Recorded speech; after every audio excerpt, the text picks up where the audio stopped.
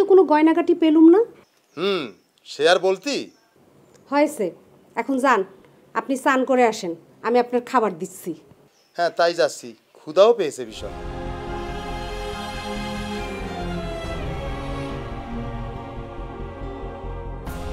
ভয় পাচ্ছ?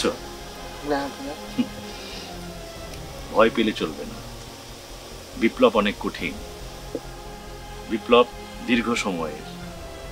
বিপ্লব এই এক জায়গা থেকে অন্য জায়গায়, এক গ্রাম থেকে অন্য জায়গায় ছড়িয়ে পড়বে, এক দেশ থেকে অন্য জায়গায় ছড়িয়ে পড়ে, এক লোকান্তর থেকে অন্য লোকান্তরে বিপ্লব ছড়িয়ে যাবে। আমাদের কাজ একইভাবে পরিচালিত হবে। আমরা কখনো এই গ্রামের মুক্তির জন্য আমরা কাজ করব, আমরা কখনো অন্য গ্রামের মুক্তির জন্য কাজ করব। পুরো গ্রাম যখন আমরা মুক্ত করব, তখন আমরা অন্য অঞ্চলে চলে যাব। বিপ্লব সারা পৃথিবীতে ব্যাপ্তি লাভ করবে। বুঝতে পেরেছ? বুঝতে পেরেছি দাদা।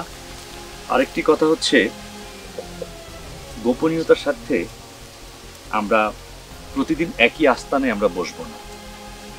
আমি না থাকা সময়টাতেও তোমরা একই জায়গায় বারবার বৈঠক করবে না। প্রতিনিয়ত নতুন নতুন আস্তানা তোমরা নির্বাচন করবে, নতুন নতুন আস্তানায় তোমরা বৈঠক করবে। যদি কোনো গোপনীয়তা চলে যায় তাহলে আমাদের বড় ধরনের ক্ষতি হয়ে যাবে। এই বিষয়গুলো তোমাদেরকে মাথায় রাখতে হবে। বুঝতে পেরেছ?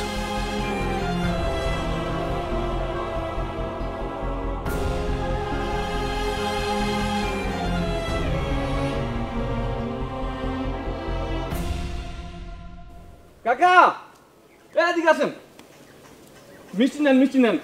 আরে ধরেন, ছেলে হয়েছে, ধরেন ধরেন ধরেন ধরেন, ছেলে হয়েছে, ছেলে ছেলে হয়েছে সে তো আনন্দের বিষয়, কিন্তু তুমি এমনভাবে বলতেছো যেন মনে হচ্ছে তোমারই নিজের সন্তান হয়েছে। মানে মানে আর কি, তখন দিয়ে শুনতেছি ছেলে হয়েছে ছেলে হয়েছে, কিন্তু কার ছেলে হয়েছে তা তো কও না। তো কার ছেলে হয়েছে সেটা কি আপনারা জানেন না? মেজো ভাইয়ের ছেলে হয়েছে। আর সেটা তো জানি, তবে তোমার নাচন ভঙ্গি দেখে মনে হচ্ছে ছেলেটা তোমারই হয়েছে। ভাইয়ের ছেলে যে নিজের ছেলে হয় তা দেখবো। হ্যাঁ দেখবেন দেখবেন। ভাইয়ের ছেলে ভাইয়ের ছেলে ভাইয়ের ছেলে।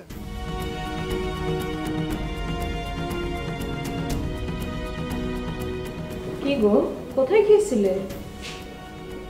মিষ্টি বিলি করে আসলাম।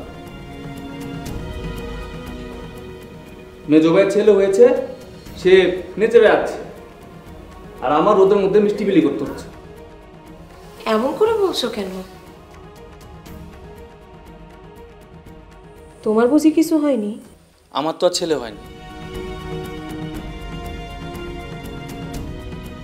হবে তো।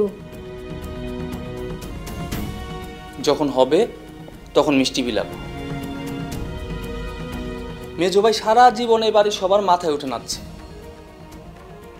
বাড়ি বড় ছেলে না হয়েও বড় ছেলে আদর পাইছে। আর আমরা কি পাইছি? কাজ করলাম। আর এখন দেখো, উনার ছেলেই বাড়ির উত্তরসূরি বড় ছেলে। মাটিতে পা পড়লেই হয়। তা তুমি কথা ভুল বলনি। আমি না কথা কখনো ভুল বলি না। এমন একটা কপাল আমার, একটা ডাকাতও ধরতে পারলাম না। 2টা টাকা পেতাম, তাও পেলাম না। উপরওয়ালা সবকিছু